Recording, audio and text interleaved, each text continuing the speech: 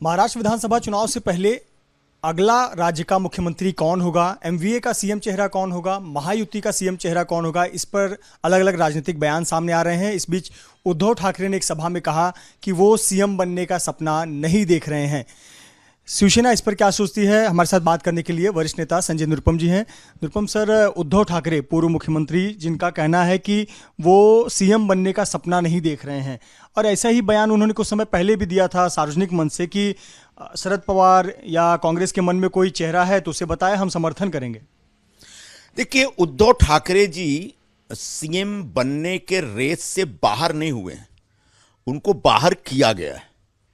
कांग्रेस और राष्ट्रवादी कांग्रेस ने, दोनों पार्टियों ने मिलकर के उद्धव ठाकरे जी को यह खुला संदेश दे दिया है कि आप में हमारा विश्वास नहीं है, आप हमारे मुख्यमंत्री पद का चेहरा नहीं बन सकते, क्योंकि लगभग 2-2.5 साल का जो उनका कार्यकाल था वह इतना निराशाजनक था और इतना डिजास्ट्रस था कि उसको देखते हुए महाराष्ट्र के लोग पुनः एमवीए को उद्धव ठाकरे के नाम पे वोट नहीं देंगे। ये कांग्रेस और राष्ट्रवादी कांग्रेस के अंदरूनी सर्वे में साफ साफ दिख रहा है।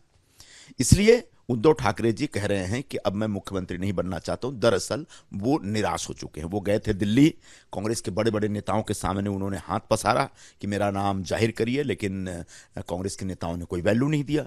उसके बाद आपने देखा होगा कि एक षणमुखानंद हॉल की बड़ी मीटिंग थी, उसमें उन्होंने सबके सामने सार्वजनिक कहा कि भाई जिसका भी नाम आपको आगे लाना है लेके आइए, लेकिन अनाउंस करिए। किसी ने उनको रिस्पॉन्स नहीं दिया, सबने उपेक्षा की उनकी। और उसके बाद शरद पवार जी ने भी साफ साफ कह दिया कि भाई चुनाव के बाद तय होगा। तो आज उद्धव ठाकरे जी सीएम के रेस से बाहर हुए हैं। कल आने वाले जब चुनाव की घोषणा हो जाएगी तो पूरा एमवीए सरकार बनाने और मुख्यमंत्री बनने के रेस से बाहर हो जाएगा। जिस प्रकार से उनका आपस में एक सिरफुटौवल चल रहा है, उसको देखते हुए मैं ये निष्कर्ष निकाल रहा हूं। आप कह रहे हैं एमवीए में सिर्फ फुटबॉल चल रहा है, सीएम चेहरे को लेकर, नाम को लेकर। महायुति में भी एकजुटता नहीं दिख रही है। जगह जगह जिस बड़े नेता की सभाएं होती हैं वहां पर भावी मुख्यमंत्री के पोस्टर लग जाते हैं। भावी मुख्यमंत्री अजीत पवार, भाजपा के नेता कह रहे हैं देवेंद्र फडणवीस, आप कह रहे हैं कि एकनाथ शिंदे। देखिए, ये सारी बातें तो छोटे छोटे स्तर पर इस प्रकार की अफवाहें उड़ाते रहेंगे लोग, और छोटे छोटे कार्यकर्ता इस प्रकार की आकांक्षाएं व्यक्त करते रहेंगे, और उसका सम्मान होना चाहिए। लेकिन सबसे बड़ा तथ्य ये है कि महाराष्ट्र के मुख्यमंत्री श्री एकनाथ राव शिंदे जी हैं, और उनके ही नेतृत्व में आने वाले दिनों में विधानसभा का चुनाव महायुति लड़ने जा रही है। तो ये तय है कि शिंदे जी के नेतृत्व में चुनाव होगा। अब चुनाव के बाद पार्टियों की क्या स्थिति है, रिजल्ट कैसे रहेंगे, उसके बाद तीनों पार्टियां मिलकर, और इन तीनों पार्टियों के ऊपर जो दिल्ली में बड़े हमारे भारतीय जनता पार्टी के बड़े नेता, वो सब मिलकर के एक फैसला कर लेंगे। लेकिन इस बीच इस प्रकार की छिटपुट बातें होती रहेंगी और उन बातों को इग्नोर कर देना ही बेहतर है। पर आप कह रहे हैं कि सीएम चेहरा एकनाथ शिंदे मौजूदा सीएम है, उनके नाम को लेकर ही हम चुनाव में जाएंगे, लेकिन ये आप स्पष्ट नहीं कर रहे हैं कि चुनाव के बाद भी वही सीएम रहेंगे।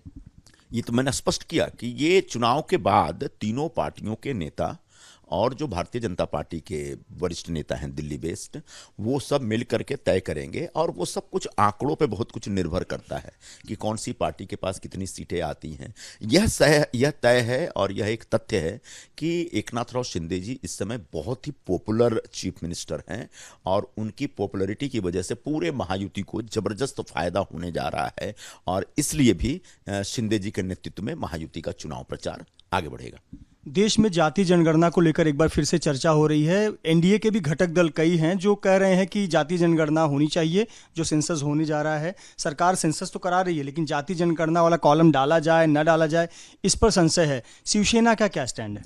देखिए, सबसे पहले एनडीए में कौन क्या बोल रहा है, उससे पहले कांग्रेस पार्टी से सवाल पूछना चाहिए। कांग्रेस पार्टी ने 2010-11 में कास्ट सेंसस कराया था। वो रिपोर्ट 2014 तक उन्होंने क्यों नहीं रिलीज की, ये एक बड़ा प्रश्न है। दूसरा प्रश्न यह है कि कर्नाटक जैसे राज्य में कांग्रेस पार्टी जहां पर सत्ता में है, वहां पर कास्ट सेंसस राज्यवार हो चुका है, तो आज तक वो लोग कास्ट बेस्ड सेंसस क्यों नहीं रिलीज कर रहे हैं? और अगर ये पूरा जो खुराफात है वो कांग्रेस का लाया हुआ है, तो कांग्रेस पार्टी को लगता है कि कास्ट सेंसस ही इस देश के भविष्य को सुरक्षित रख सकता है, तो निश्चित तौर पर कांग्रेस को सबसे पहले अपने राज्यों में जहां जहां उनकी सरकार है कास्ट सेंसस कराए, और उसके बाद उसका रिजल्ट जाहिर करे। रह गई बात एनडीए की, तो निश्चित निश्चित तौर पर एनडीए के छिटपुट जो कुछ पार्टियां हैं, जो उसके नेता हैं, वो इस प्रकार के बयान देते रहेंगे। अंतिम फैसला प्रधानमंत्री जी को और गृह मंत्री जी को करना है। अगर वो सरकार तय करती है कि कास्ट सेंसस करना है, कास्ट बेस्ड सेंसस करना है, तो मुझे नहीं लगता कि शिवसेना को कोई ऐतराज होगा इस पर। यानी जो स्टैंड प्रधानमंत्री या गृह मंत्री लेंगे वही स्टैंड शिवसेना का होगा? बिल्कुल, क्योंकि हम एनडीए का एक हिस्सा हैं और प्रधानमंत्री जी के अंदर पूर्ण विश्वास के साथ हमने समर्थन दे रखा है। और शिंदे साहब ने कहा भी था कि हम किसी भी प्रकार की शर्त इस सरकार बनाने के लिए नहीं रखना चाहते हैं, एनडीए में शामिल होने के लिए नहीं रहना चाहते। तो जो फैसला सरकार देश के हित में लेगी, उस फैसले के साथ हम खड़े रहेंगे। बहुत बहुत धन्यवाद हमसे बात करने के लिए संजय निरुपम, जिन्होंने एक बहुत महत्वपूर्ण और ज़रूरी बयान दिया कि जो केंद्र सरकार यानी कि प्रधानमंत्री नरेंद्र मोदी, गृह मंत्री अमित शाह तय करेंगे वही लगभग स्टैंड शिवसेना का भी होगा, क्योंकि शिवसेना के महत्वपूर्ण घटक दल है और उन्होंने प्रधानमंत्री पर विश्वास जताया है। कैमरामैन धर्मेंद्र पांडे के साथ मृत्युंजय सिंह, एबीपी न्यूज़, मुंबई।